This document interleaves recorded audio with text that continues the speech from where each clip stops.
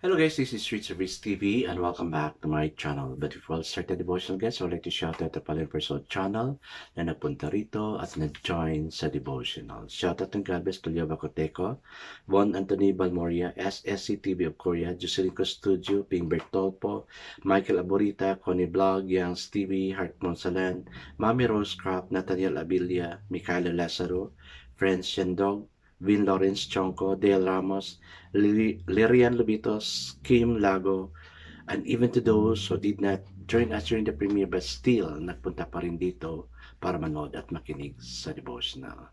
God bless us all, guys.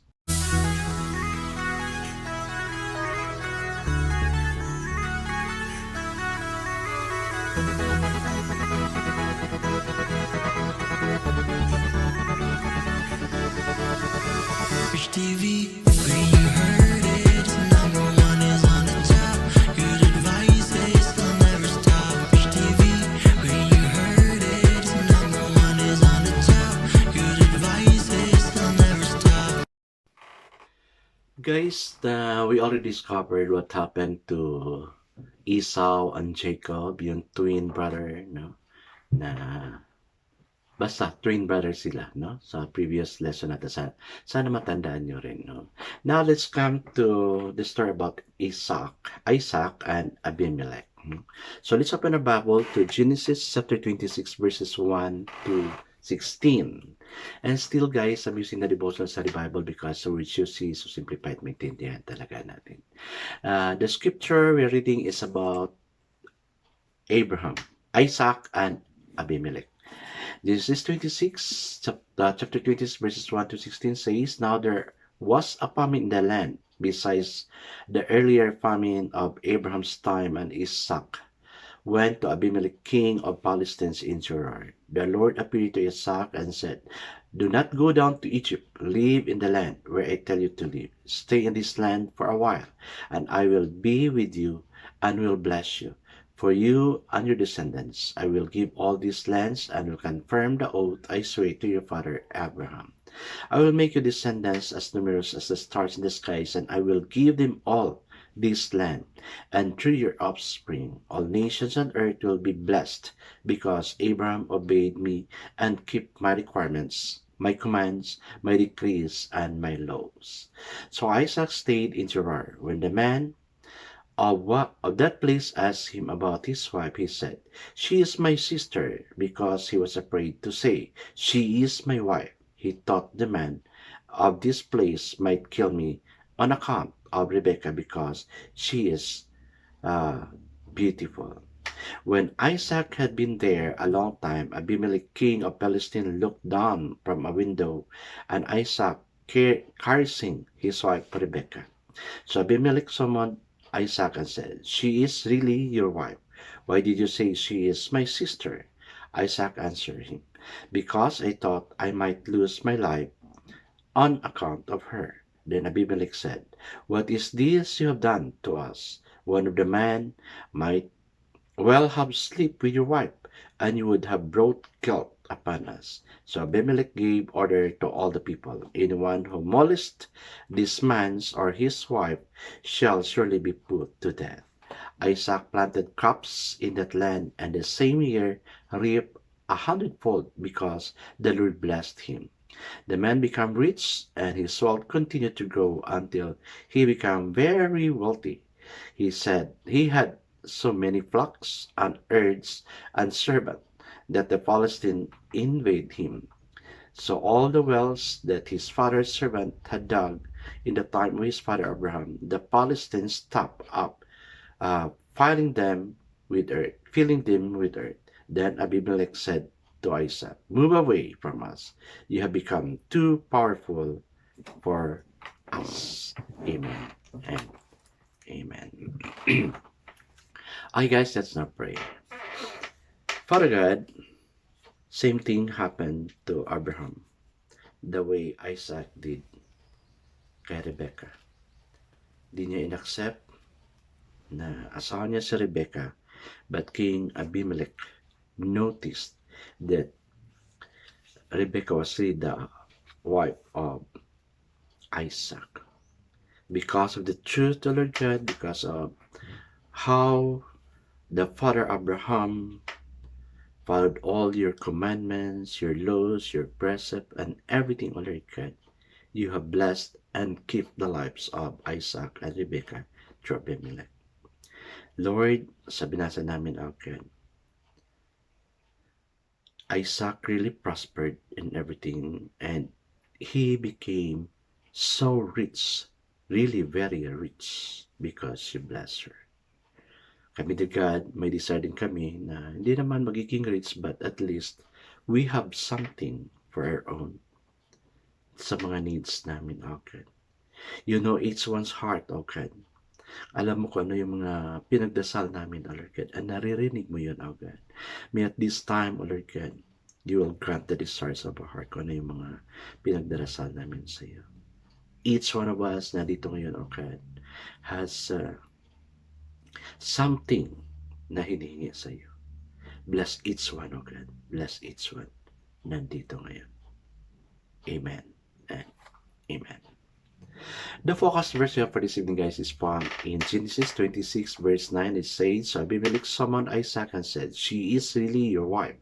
Why did you say, She is my sister? Isaac answered him, Because I thought I might lose my life on account of her. So the title of our devotion for this evening, guys, is No Fear. Because there was famine in the land, Isaac went to Gerar. There the Lord had appeared to Isaac and accused him that he would be with him and bless him, reaffirming his covenant promise to Isaac's father, Abraham.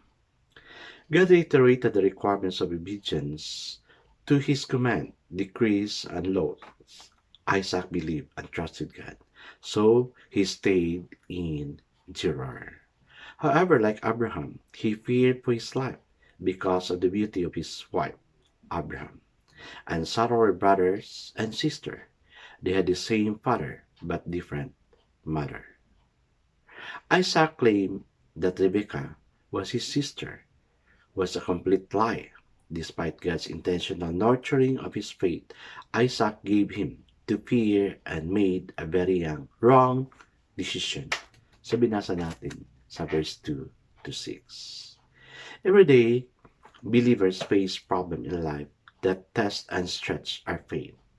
Sometimes we fully trust and depend on God. Other times, we try to take matters into our own hand. Despite the ups and downs of our dependence and loyalty to God, His faithfulness endures.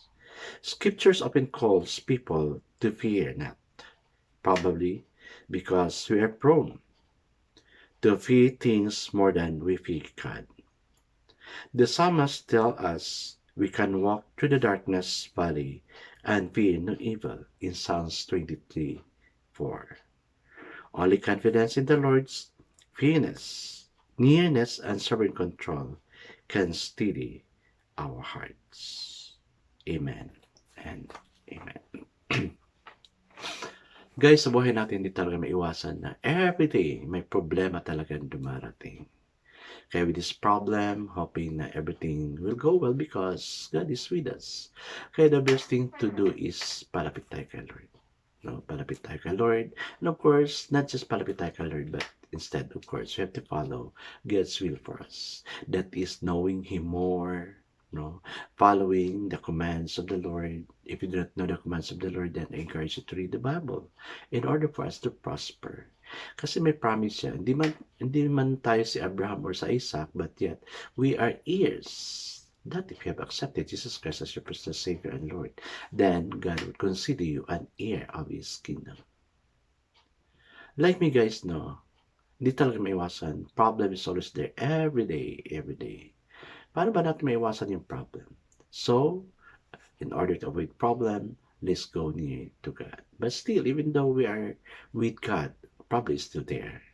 The best thing to do is let's ask God for strength, physically, emotionally, no?